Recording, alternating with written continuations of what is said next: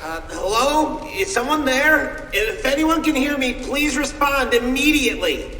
Who is it? What in God's name is going on here? It's me, Michael.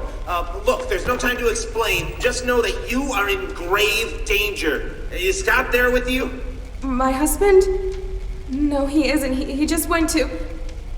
What do you mean I'm in danger?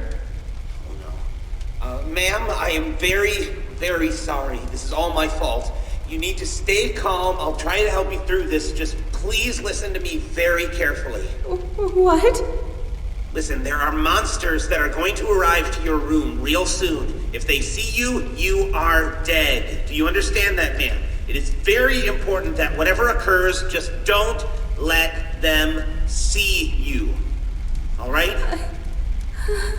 I know. Look, just... You're in the living room, right? Try to focus on the 3 entrances behind you. The exit to the house should be locked, and they won't come through there. If there are any monitors nearby, then they should be forced to produce a camera system for you. Ma'am, is the TV in your living room turned on?